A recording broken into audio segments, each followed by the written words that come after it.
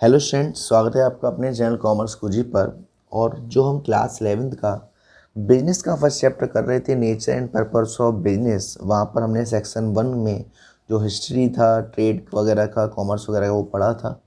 आज हम करने वाले हैं उससे आगे सेक्शन 2 बिजनेस से।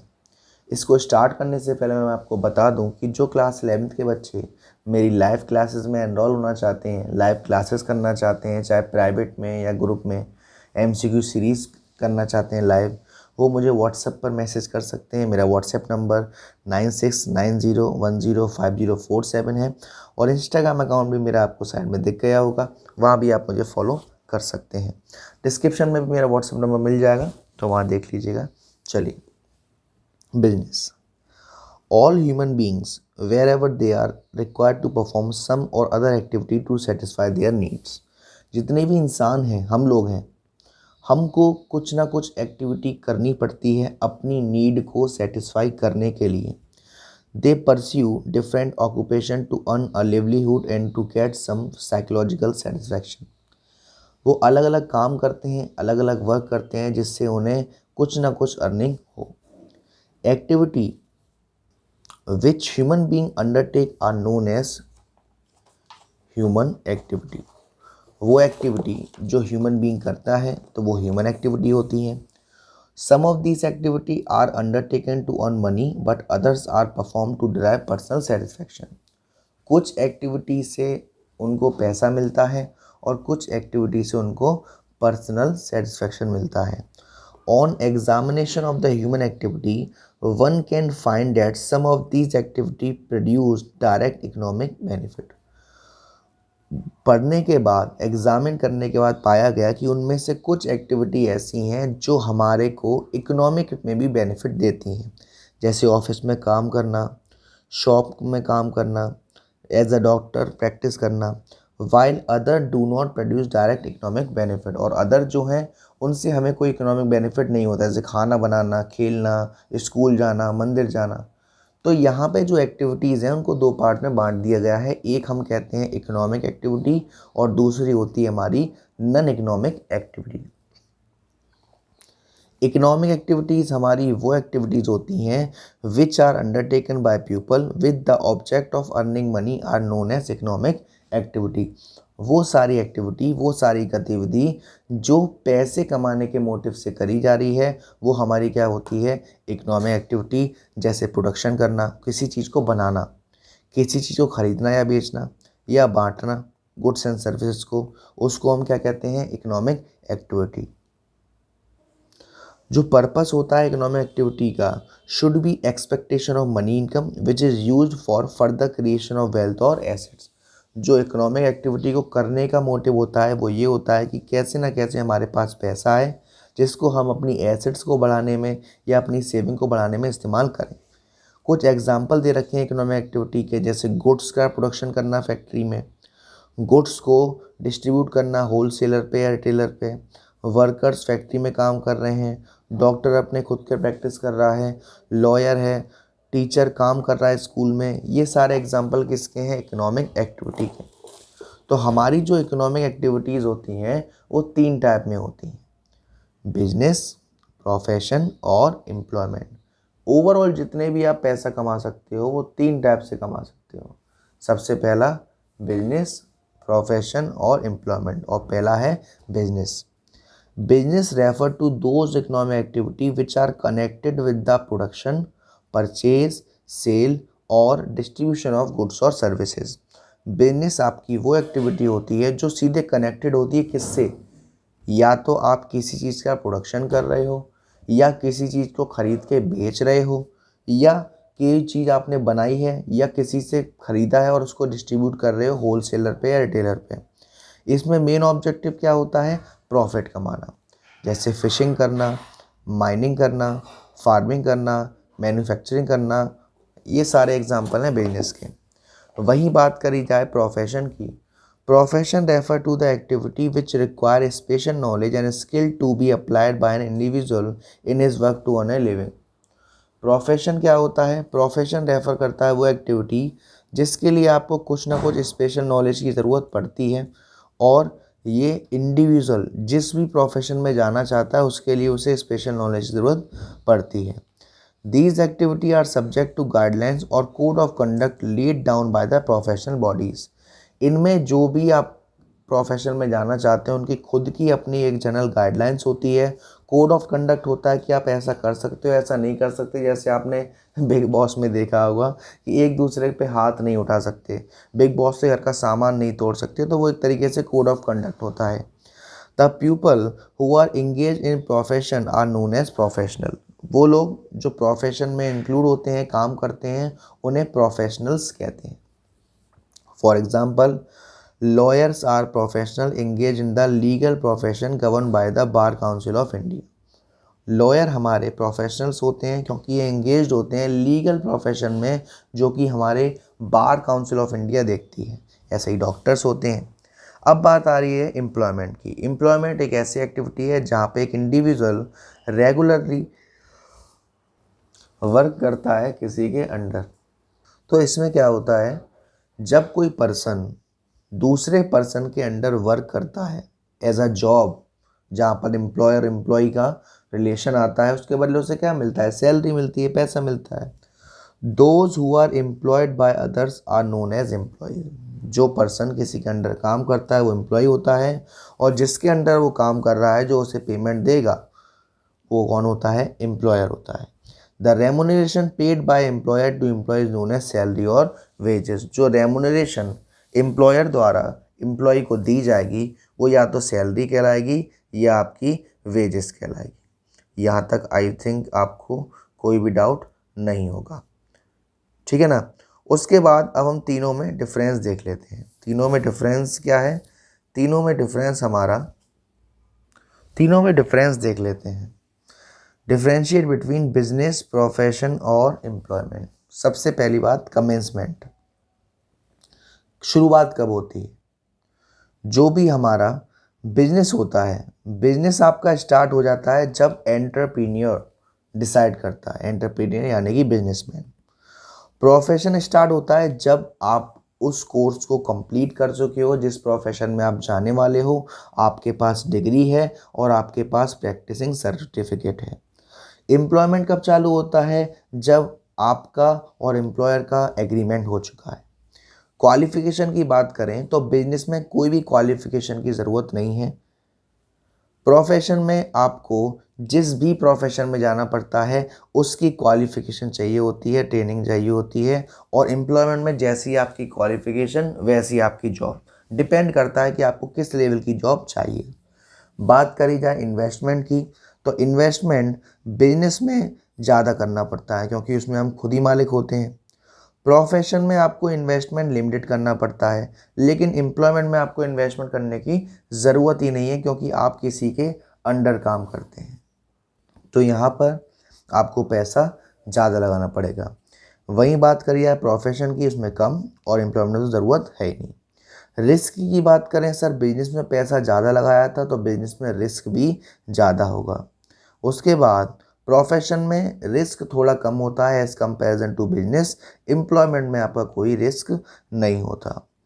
ट्रांसफ़र ऑफ इंटरेस्ट अगर बिजनेस में बात करिए एज पॉसिबल जब आप कुछ फॉर्मेलिटी कर सकते हैं।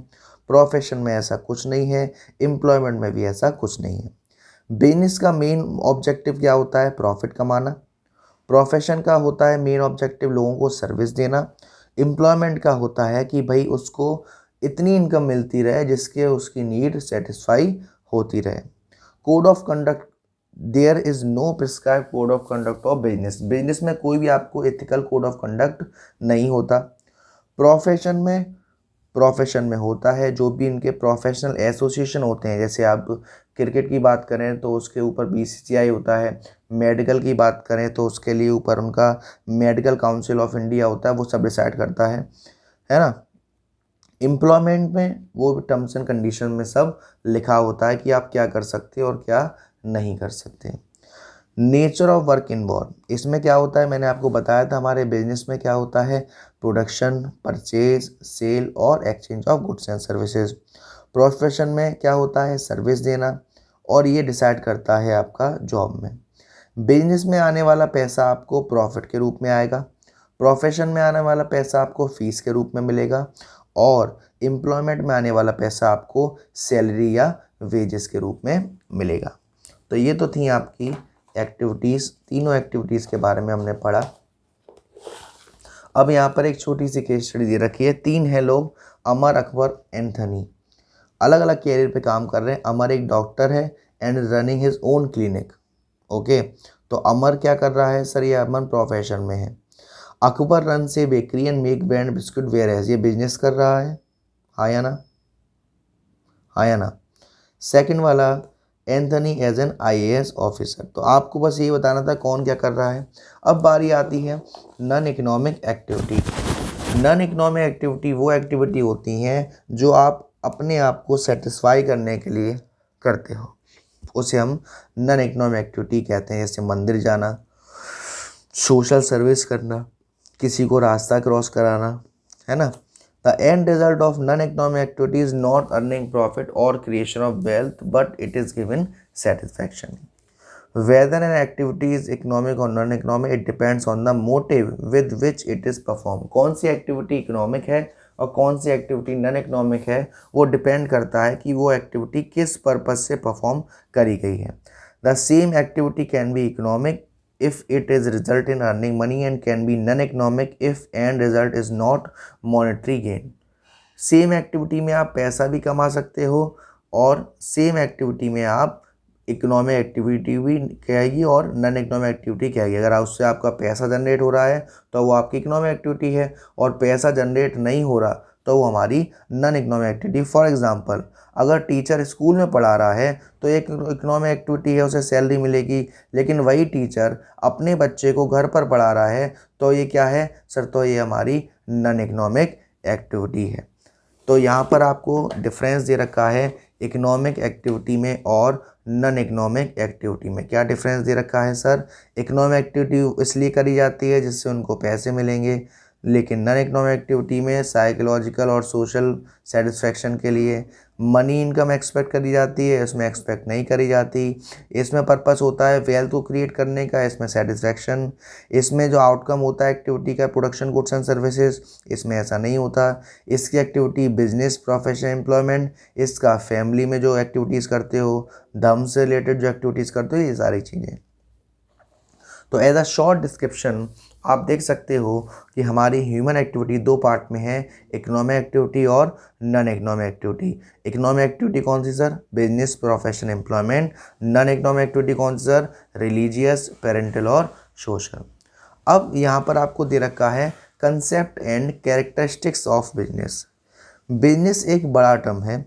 It includes all occupation in which people are busy in earning income either by production or purchase and sale or exchange of goods and service to satisfy the need of other people with the main objective of earning profit.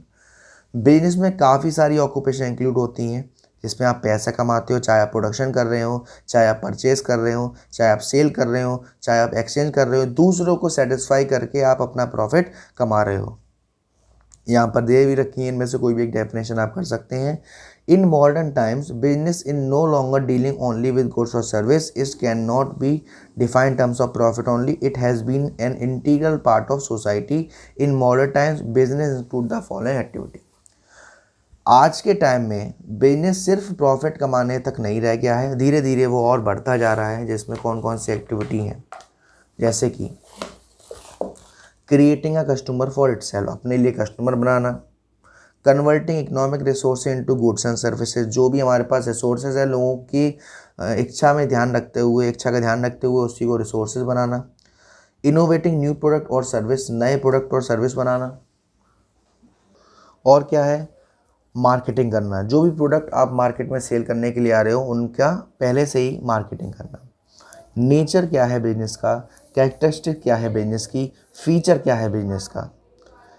सबसे पहला, business एक economic activity है। ये मैंने आपको बताया कि business is considered as an economic activity as it is undertaken with the object और aim of earning money and livelihood, not for psychological satisfaction.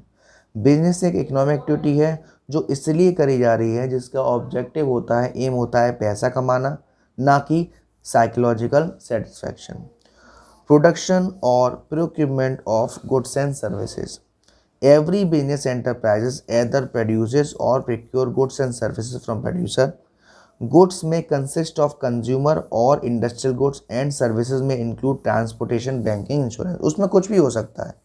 जब आप किसी से गुड्स खरीदते हो या प्रोड्यूस करते हो गुड्स एंड सर्विसेज के लिए, तो उसमें कुछ भी हो सकता है। कंज्यूमर के लिए भी हो सकती है, इंडस्ट्रियल गुड्स भी हो सकती है। सेल और exchange of goods and service for the satisfaction of human need. Business में क्या इन्वॉल्व होता है? खरीदना बेचना गुड्स को या सर्विसेज को। The production of goods and service for self consumption is not business. अपने लिए कुछ बना रहे हो तो वो बिजनेस नहीं है, दूसरे के लिए बना रहे हो वो बिजनेस है। दूसरे को बेचोगे आप, वो बिजनेस है। डीलिंग इन गुड्स और services on a regular basis. Another important feature of business is that it must sell और एक्सचेंज गुड्स और service on a regular basis. जो भी आप गुड्स को खरीद रहे हो, बेच रहे हो, वो आपको रेगुलर बेसिस पर करना पड़ेगा। बाइंग और सेलिंग ऑफ गुड्स और सर्विस वंस और ट्वाइस इज नॉट बिजनेस। आपने एक बार खरीदा, एक बार बेचा, ये आपका बिजनेस नहीं कहलाता। One single transaction of sale does not constitute business. एक सिंगल ट्रांजेक्शन से आप बिजनेसमैन नहीं बनते। फॉर एग्जाम्पल, अगर एक पर्सन ने अपना घर बेचा है नया घर खरीदने के लिए, तो वो बिजनेस थोड़ी ना कर रहा। लेकिन अगर किसी पर्सन का काम ही ये है खरीदना बेचना, कमीशन कमाना, ये बिजनेस उसका कहलाता है। फिर है आपका profit earning. The main purpose of business is earning profit. If the profit motive is missing in transaction then it can not be considered as business transaction.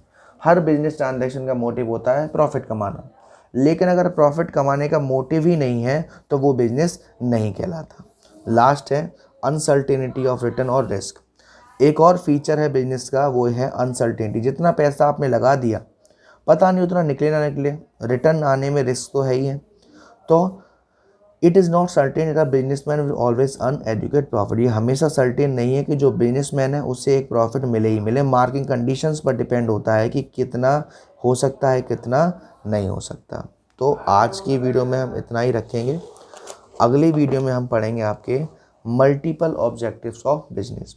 यहाँ तक अगर आपको कोई दिक्कत हो, कुछ समझ में नहीं आया हो, तो आप मुझसे पूछ सकते हैं कमेंट बॉक्स में या व्हाट्सएप कर सकते हैं। वीडियो पसंद आई हो तो वीडियो को लाइक ज़रूर करिएगा, शेयर ज़रूर करिएगा। अब तक चैनल को सब्सक्राइब नहीं किया तो प्लीज़ सब्सक्राइब कर दीजिएगा। Thank you so much.